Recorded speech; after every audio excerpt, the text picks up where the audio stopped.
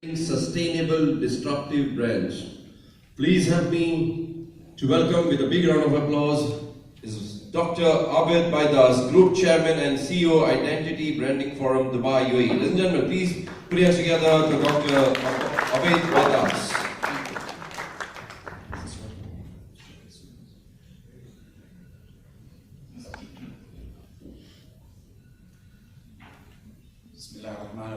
السلام عليكم ورحمة الله وبركاته. رب اشرح لي صدري ويسر لي أمري وأدعو من الله إنه أقدم ما فيه العون والفائدة للجميع. I would like to start with a remark actually for the previous speaker, the really enriching, refreshing music.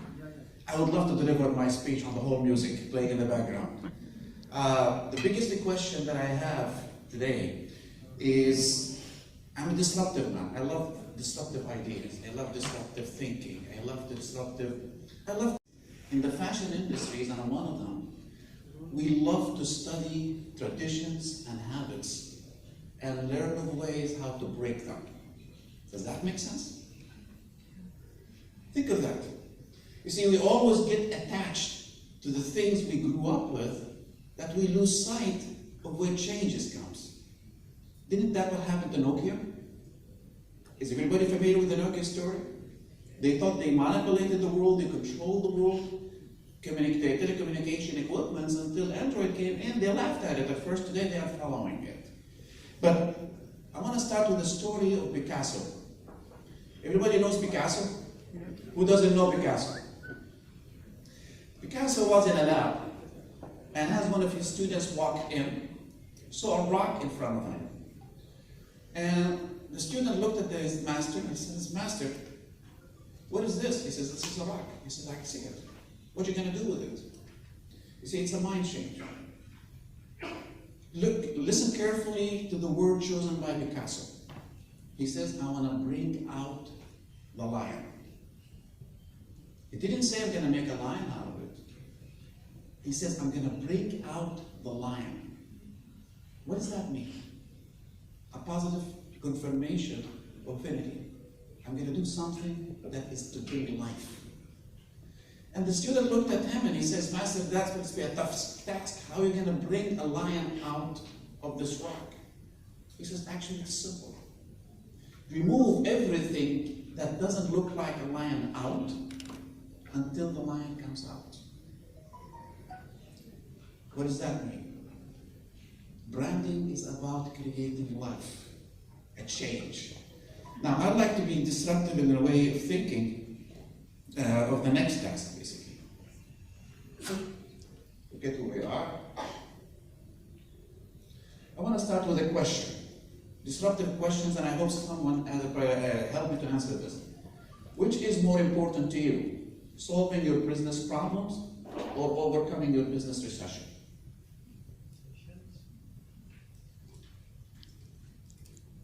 Could anybody answer that question? I can't hear you. Overcoming your business recession. Yep. Does anybody, whoever agrees with the lady, raise your hand, please. I don't see so many agrees. Does that everybody agrees? Disagree? Okay. Let's carry on a little bit. Now, the next statement. A fireman knows only how to put out a fire. He doesn't help you rebuild. Now, nowadays I see more firemen running businesses than building ones. True or false? Who says true? Raise their hand. I've got the whole room full of disagreements. Who says it's false? Raise your hand. Okay.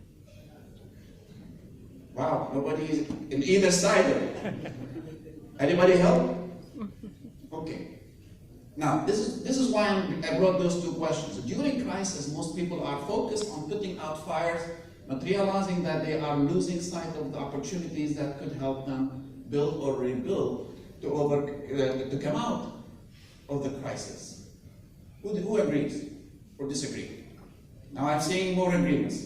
Now we're progressing. I'm getting to the back stage. Marvelous. It's a reality. We get caught up with listening to the negative stories. We start searching for negative stories nowadays than it is for the positive ones. Why is that happening? When people say we have economic problems, no, we have economic talents. Problems. We don't have necessary talents to cope up with the changes that's carrying out today. So we hang up on the first or the easiest way out to say it's tough times for everybody. It is not tough times for everybody. I have a story. Friends of mine a couple of months ago, he has a franchise of cafes in Dubai. And he says, times are bad, and I need to really get out of business. Or just focus on the franchises and stuff. I says, let me ask you a question. Are all the cafes in Dubai or UAE are doing bad? He says, no. He says, that means there are some are making money, and some are losing money. He says, yes. He says, what are you coffee? What do you sell? He said, I sell coffee. Look at him and says, what does Starbucks sell? An experience. What kind of an experience? I think they're selling brand. Branded. You sure you want to change you've got a chance to change your mind. Okay? Personal what? Yeah. Personalization of the Personalization. Okay. I don't know what's the meaning of the personalization. It's too big of a statement for me. But if you walk to a Starbucks today and sit on those nice, comfortable chairs, does anybody come to you and say, would you care to order? Or I'm sorry, you have to pay to stay here? No. So, let me ask again. What does Starbucks sell you? The environment. You see, they made it a social motion that I care so much for you the time you spend, but I don't care to make money. I'm going to give you, and you make a decision. So you can have if you want to have a meeting with your people, you come and meet. If you want to study, spend time, you come. You don't have to buy. But by the way, we have coffee that you can buy. We have sandwiches that you can buy. We have sweets if you're going to buy it. You see how it played? That's how they became popular. They thought of people, that people liked them, loved them, not because they're selling them coffee, because they can get coffee anywhere else, but they gave them a space that they can be themselves without being pushed to buy. That's the experience. So they thought of the relationship. Why do we need these people to come to Starbucks? The question was, we have to give them a reason to be here. And they did that successfully. Let's move forward. Now, a smart business is the one that can radar great opportunities for its brand to add value to its customers. I'm sure we don't have a lot of disagreements here. Now, another comment. What people know, you need to understand what people know and feel about your business, because that is the basis of their attitude. Focus on the story of Starbucks. Their attitude, we are not being pressured to pay you, you gave us the comfort to be there.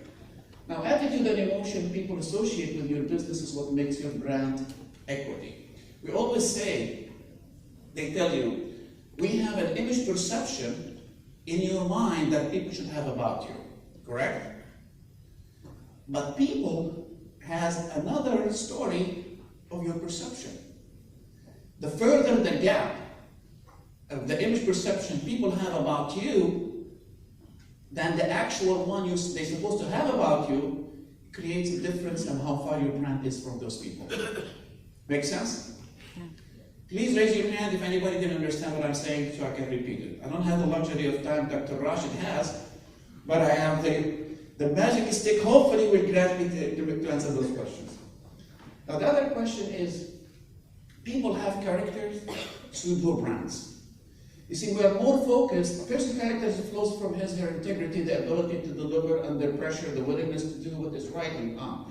You judge a person's characters by his or her past and past experiences, and especially the same goes for brands. See, most people think my brand is about my business.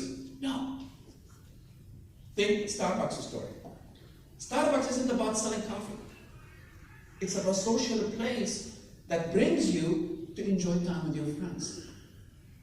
That's what made them successful. You see, they befriended their customers before they sold their customers. They developed a relation, they built a relationship with their customers before the customers made a decision whether I make that purchase or not. Same thing, the truth is brands, people do like brands. Now I have a story, if you think you have a brand, answer yourself a question, how many people will be willing to name their kids after your brand? No, Nike did. Okay? Ferrari. So if you don't have that type of a relationship that people are willing to name their kids after your brand, then you don't have a brand. Why? Why would people name their kids after something? Because they love it. They believe in it. True? It's part of their life. Change. Now, a brand is like human beings. All brands are born equal. The trick is to prove one isn't. Yours. Why yours is not equal to all other brands in the world? While everybody is talking the talk, who is walking the talk? I don't want to look like Nokia. I don't want to look like Android or whatever phones. I want to be something different. But how could you be different than the rest to make a change? You see, today, what was successful is trailing and falling big time. Why did Amazon succeed today? Uber succeeded. And the likes succeeded. Is it because they have smart technologies? Smart technologies were just tools. They gave people more choices to make decisions of how, when, and why to buy at your own comfort time. You see, we're missing the real purpose of why did Amazon succeed. We think it's technology. It is not. When I say why smart technologies, why do I need it in the first place? Why did Amazon need the smart technologies? Because it gave them the ability to deliver much more choices than your normal stores are. Make sense? Yeah. Now you can think of it as a plan for decades, whether you want to be a friend or merely an acquaintance. Stop thinking your brand is your business. Start thinking of how that brand could become a friend with your people, with your market, with your stakeholders. Only then it becomes a value. Now, to be a friend, we have three elements that you need to consider. One, it is, who are you? Who cares? And the important question, why? Why these people need you? Why these people really should care about you? Why these people would want to do business with you?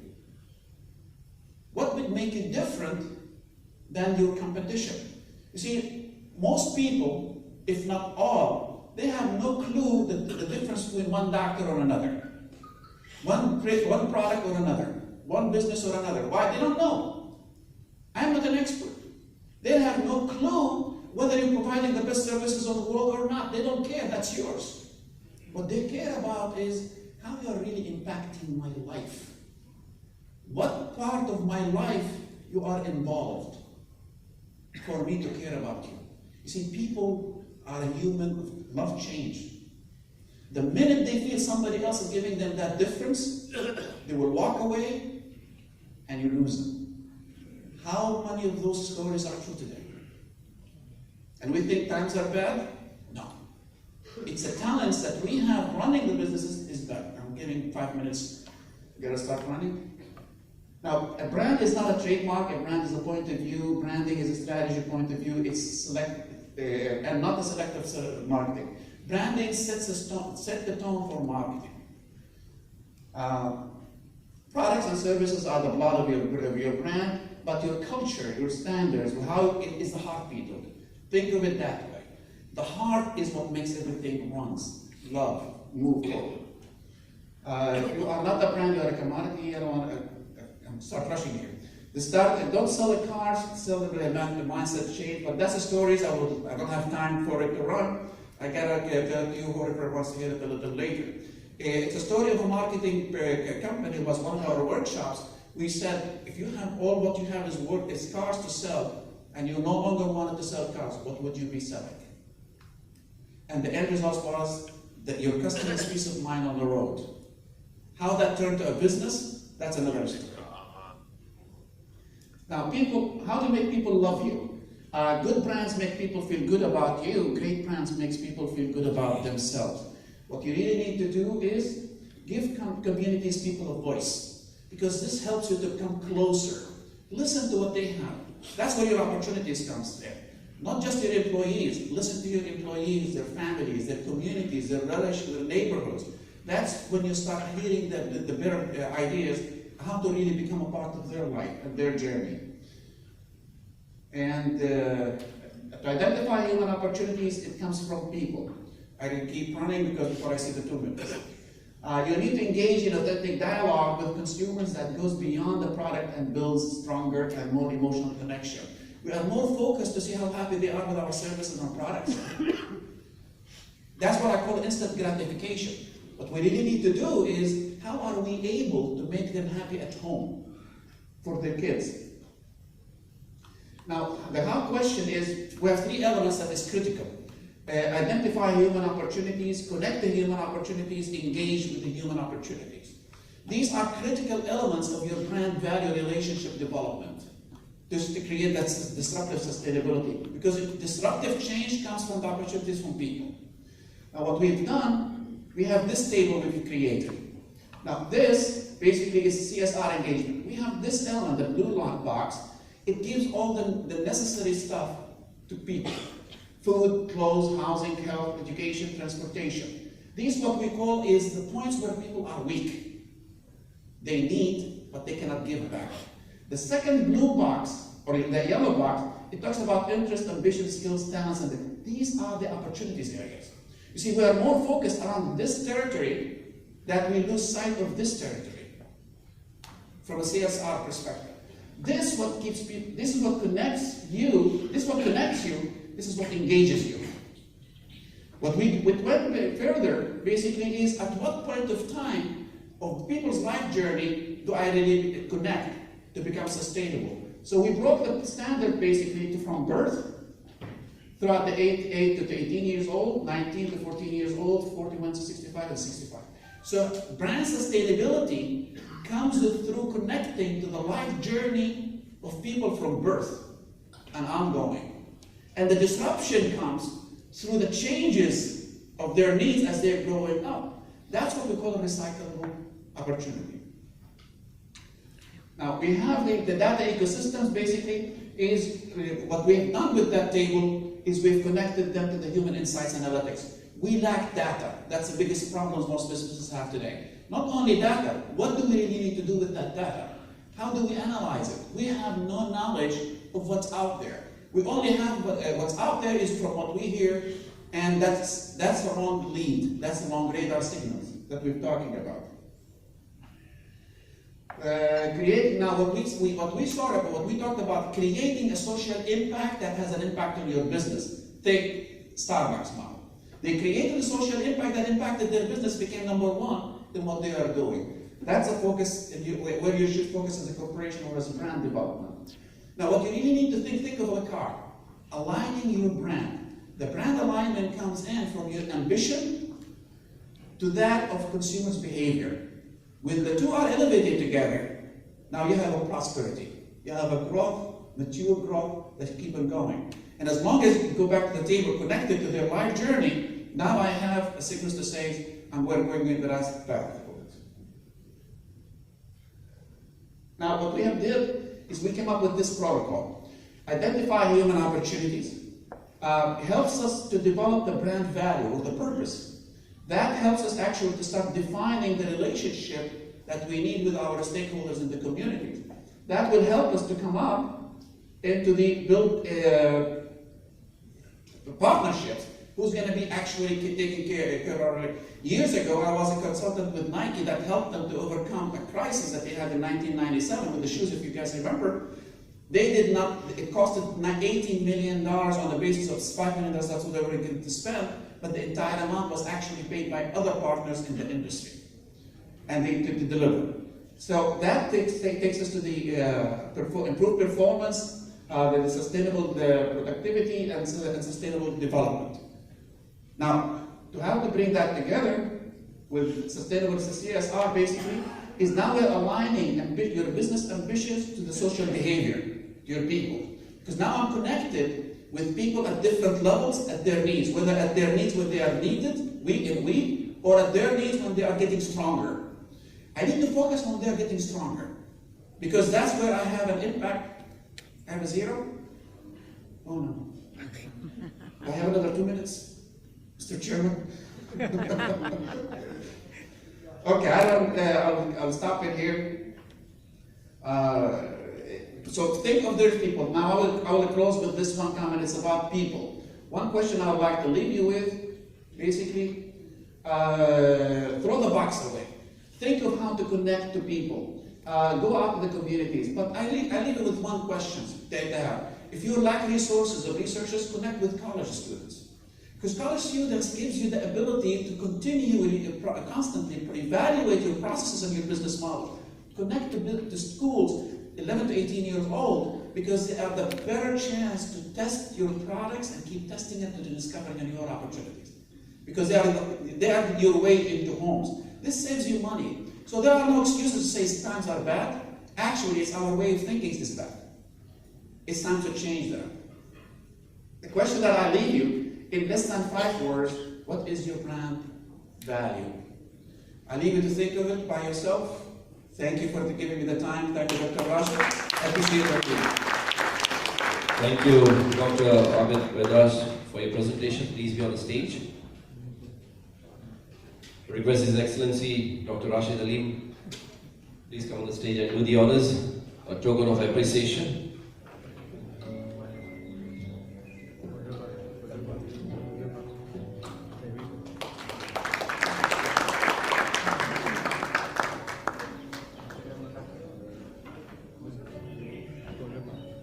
The gentlemen, please put your hands together. Dr. Abed Baidas. Thank you, His Excellency, Dr. Rashid Aleem. The gentlemen, before we